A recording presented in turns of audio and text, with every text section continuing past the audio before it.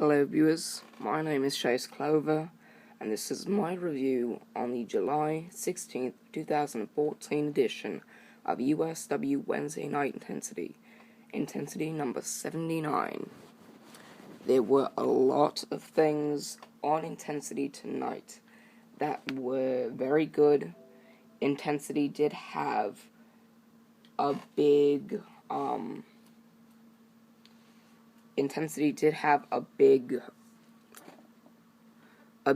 night tonight, especially if possibly focusing on a new direction in USW, because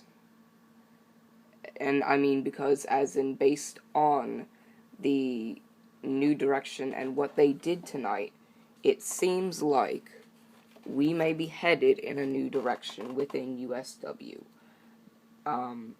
They had a lot of strong points during the match. There were a lot of points in the match where I actually enjoyed the show, and I thought it was pretty good. And I thought it was pretty good overall.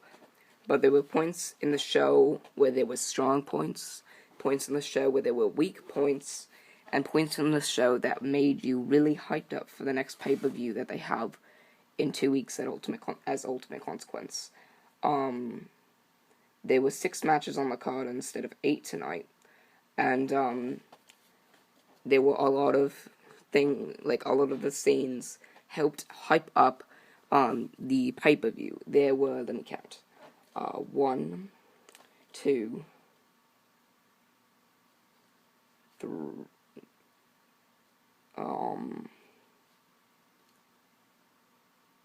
3, 4, 5. There were about 5 scenes or portions in USW's Intensity tonight that did not really do too much for the pay-per-view or towards the pay-per-view, but the rest were pretty good, because overall there were 1, 2, 3, 4, 5, 6, 7, 8, 9, 10, 11, 12, 13, 14, 15, 16, 17. 17 places in Intensity last night that really made you think ahead to what could be coming up at Ultimate Consequence. And maybe this is a new direction for USW, but at the same time, they still had their weak points, and they still have a lot to improve on.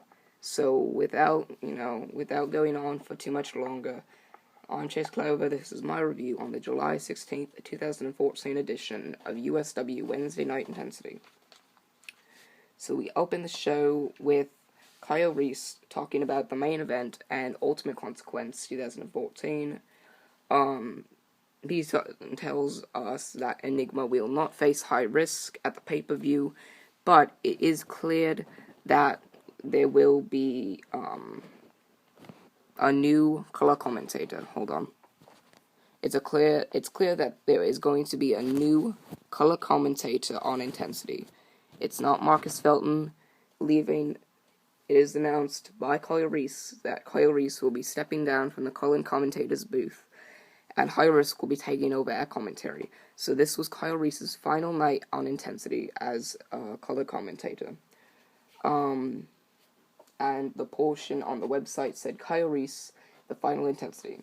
The July 16th, 2014 edition of USW Wednesday Night Intensity saw the last 2 still in the Bulletproof series, the possible return of a former USW performer, and also the final time we will see Kyle Reese on Intensity for some amount of time as color commentator.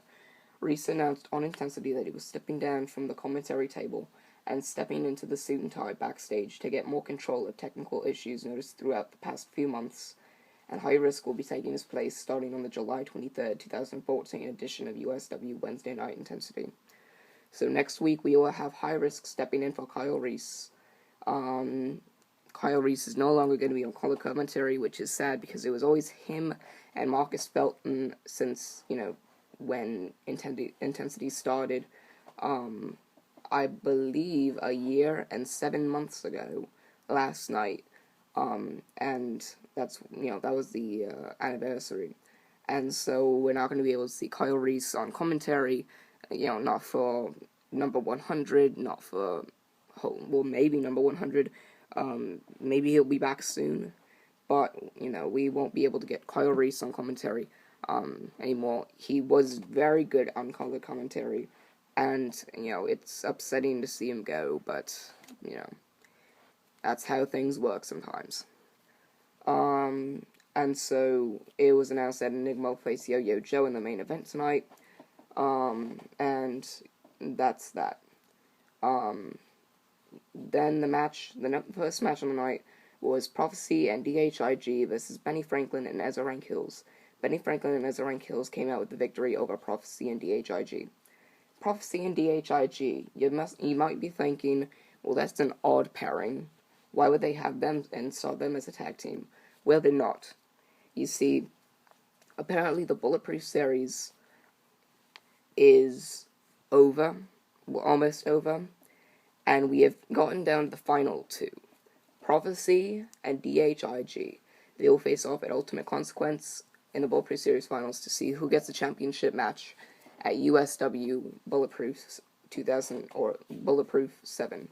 So, even though Rush was in first place, I'm kind of questioning why Rush is not in the Bulletproof series. Because, thinking about it, if you think about it, Rush was, at first place.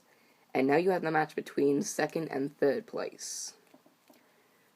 Now I'm wondering whether Rush is even in USW or not.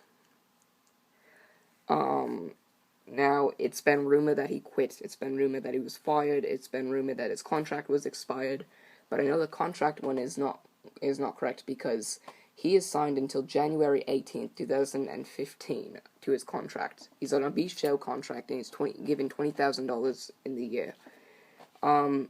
So it's either he quit, he was fired, or he's being punished for some kind of reason, but he is not going to be in the Bulletproof Series finals. So, Prophecy or DHIG will have a championship match at Bulletproof 7.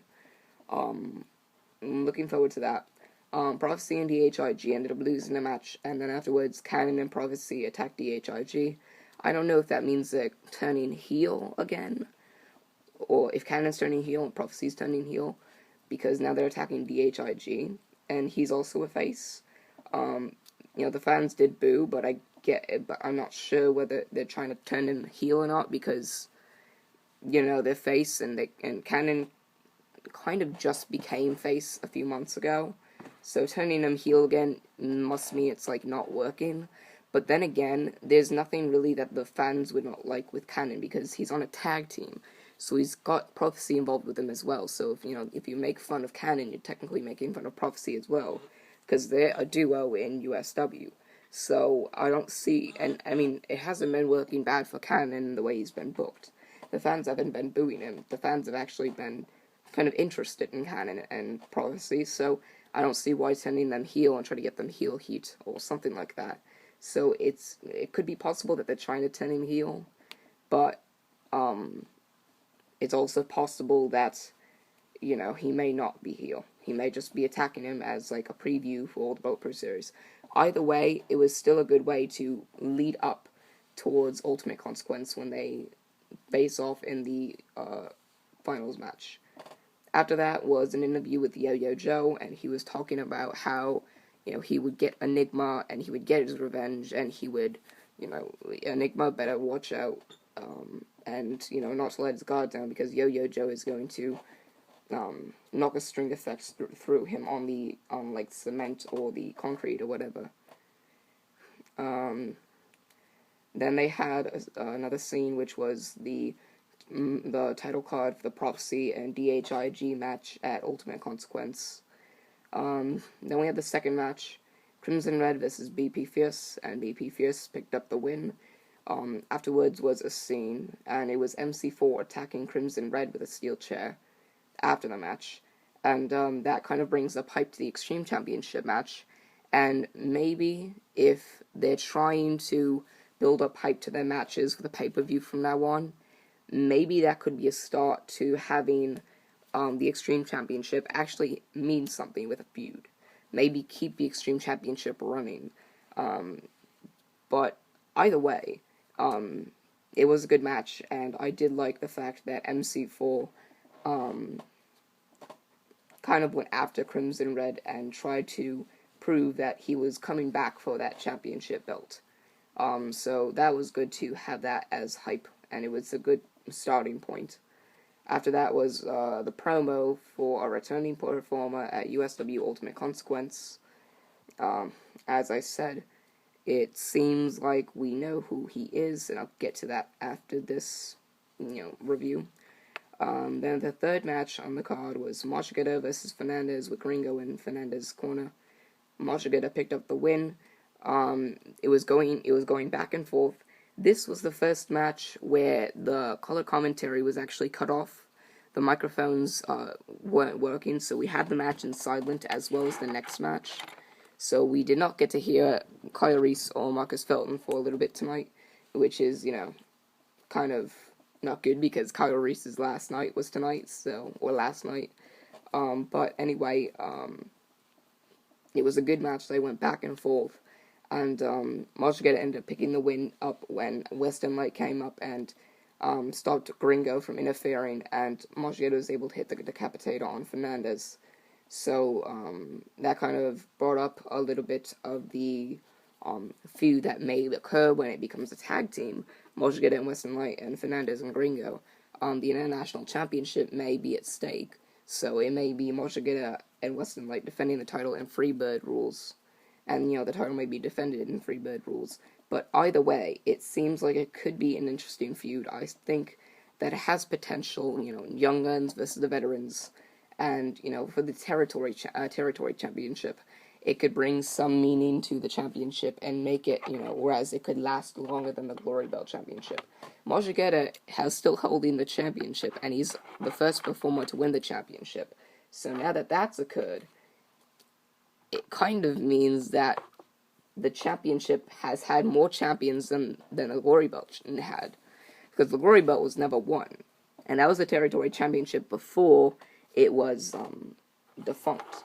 So we had a territory championship before. It just became defunct, and we had waited a while before we had a new champion, or before we had a new championship arrive, which was the Glory Belt Championship, the International Championship. So now we do have another territory championship, and we can go back and trying to get the Grand Slam. But it seems like this should be a good rivalry, and it has some potential. And if you see Fernandez and Gringo win a match or two for the International Championship, don't be surprised, because they do have a lot of potential in them as well. It's not just, the rivalry itself, not the championship itself, it's Fernandez and Gringo themselves. They've been successful in their time with USW, and, give them props for it. They may be heel, and there may be a lot more people that are heels in USW, but you have to give them credit as well, because they're getting their rear end kicked day in, day out, and they're kicking others' rear ends day in and day out for a living, and they do good at their job. Even the performers that do bad at the job, they still wrestle and they still go out there and try to give you a good show. So give them props for that, whether they heel or face. So Machigeta ended up winning that match, so it may set up hype and a feud between Machigeta and Fernandez and Western Light and Gringo. But they can go different ways, like Machigeta and Western Light versus Fernandez and Gringo into the International Championship, into Tag Team Championship. They could have a Machigeta versus Fernandez, and then a Western Light versus Gringo rivalries. They could have a Machigeta and 2-on-1 kind of rivalry. They can have a Western Light, a Freebird rule thing with the National Championship. They can do those kind of things with this rivalry, now that you have a singles championship held within a performer who's defending against pretty much another performer, and you both have a manager in your corners, so those managers can come into play. So I wouldn't be surprised if Machigeta were to lose because of Gringo. But after that was the scene, and it was Capital stealing the USW World Heavyweight Championship back from Enigma after hitting him with a steel chair and putting him down with a brogue kick. And then he got the championship and walked off with it. Capital ended up not getting, the championship back because he tried multiple times in the past few weeks. Nothing really worked.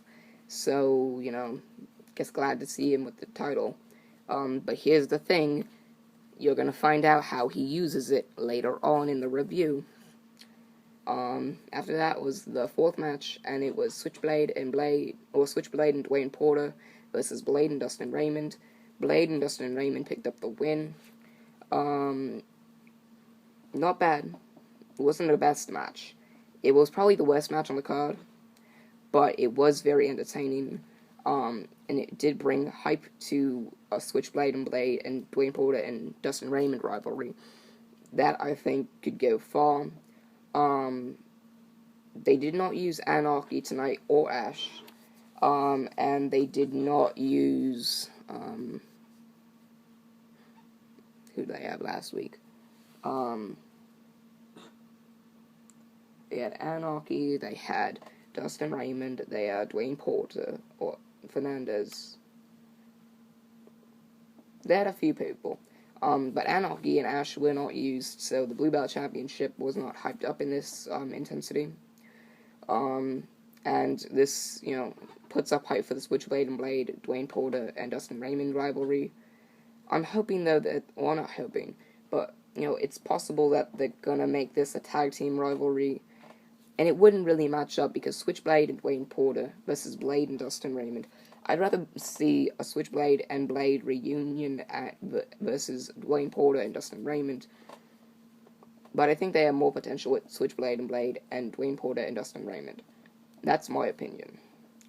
After that was an interview with Alex, and Alex talked about how he and Capital were going to win, end the night. And George Martin was going to get put down at Ultimate Consequence. So it looks like Alex and George Martin at Ultimate Consequence as well. Then we have the fifth match, Capital and Alex versus Lone Wolf and George Martin. This was possibly the best match of the night. The first match back when we had commentary, and Lone Wolf and George Martin won. Lone Wolf ended up Lone Wolf ended up being able to tag, or George Martin tagged Lone Wolf back in, as Capital then hit Lone Wolf with the bro kick and went for the pin. George Martin got in, broke the pin up, and then hit the twisted DDT, and then knocked Alex off the ring apron and pinned Capital for the win. So George Martin was able to pin Capital, the world champion, and what ended up happening afterwards was something unexpected, and that really puts down both world championships, because afterwards, Capital hits Alex in the face with the USW World Heavyweight Championship belt and becomes heel. Capital is now a heel. So now we have a heel USW World Heavyweight Champion, heel USW Champion. And that's it. We have a face Unified USW Tag Team Champion, a face Blue Belt Champion, face Extreme Champion, and a face International Champion. But your two biggest world championships are now held by heels, which makes me question who will win at the pay-per-view. I've heard rumors about the possible return, and it's possibly true, it could be true, but being as that person may end up becoming heel, he may end up winning the title, Zach Hardy may end up winning the title, and, it could go either way. But Capital turning heel kind of brings up some heat, because now he's facing a heel for the world title, so it's going to be a heel versus heel match at Ultimate Consequence, which is just crazy. After that was an interview with Crimson Red talking about how he's going to get revenge on MC4 at the pay-per-view when he retains the championship. Crimson Red is working towards that longest reign as Extreme Champion. That's 147 days. That's the longest reign that a championship has been held by a single performer. After that was it was the sixth match, the final match, Enigma versus Yo-Yo Joe. Enigma beat Yo-Yo Joe. So, now they're no longer referring to Enigma as Zach Hardy. They're referring to Enigma as Enigma. And they're announcing, introducing first Enigma. They don't, announce where he's from. They don't announce he's a champion. And so, then he goes and faces Yo-Yo Joe. So, you could tell this match was going to be something. And so they face off, and Enigma gets beaten down for the first two out of the match. Then he takes control of Yo-Yo Joe. Then he gets taken control of. Then they keep going back and forth until Yo-Yo Joe goes for the string effect, miscalculates a few times, and then gets hit with a spear, and Enigma wins. Enigma goes and celebrates with the championship and sits in the corner until the Titantron goes up, and there's, like, this promo, and like the Titantron, a voice comes out and says, like, he's going to return, hold that championship for a while, or something like that. And then you see 7.23.14, which is the date of next week's Wednesday Night Intensity. On the website it says 7.23.14 was that mean after a big challenge concluded as Enigma defeated Yo-Yo Joe in a rematch from last week's Intensity, it seemed to be announcing a return popped up on the Titantron and aimed it at Enigma. The video showed 7.23.14, which is expected to be the date that a familiar face returns to wrestling in USW. Tune in next week for Intensity when we find out who is coming back to the squared circle to face Enigma, and when we get to see the final Intensity before Ultimate Consequence 2014. So, we've got that down, and I guess we're going to see the performer next week, and I'm going to tell you who I think is going to win, or who I think is going to show up. I think Derek Carter is going to show up and return, and maybe beat Zach Hardy at Ultimate Consequence 2014 to become the USW champion once again. Zach Hardy as a heel, and as Enigma, is not working out for USW. Their video game sales are going down, and having him as a heel, having your biggest superstar or performer as a heel, does not do good, because then you're selling less merchandise, less people want to watch the pay-per-view, and less people want to be interested in Zach Hardy as Enigma. So the heel thing is not working out. I wouldn't be surprised if you saw Derek Carter become a heel, and Zach Hardy become a face again. Maybe keep the Enigma persona, because, it was kind of recently debuted, so just keep it for a while longer, at least until, or maybe till Bulletproof. But anyway, that's all I have. And I'm just going to go down the pay-per-view series schedule. Next pay-per-view is on July 27th, Ultimate Consequence in Boston, Massachusetts. Then we have Outcast in Brooklyn, New York, Capital Carnage in Montpelier, Vermont, Top Rope in Concord, New Hampshire, and then Caution, Bulletproof 7, and Aftershock in Hartford, Connecticut. And so we have 7 pay-per-views left in 2014, so we're counting down until we see 2015 with the same pay-per-views on different dates and in different cities and states. So that's all I have, guys, for you.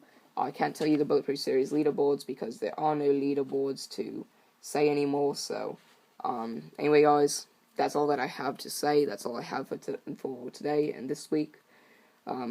Everybody remember to like, favorite, this was my review on the July 16th, 2014 edition of USW Wednesday Night Intensity. Remember to like, favorite, and subscribe for more. I'm Chase Clover, signing off.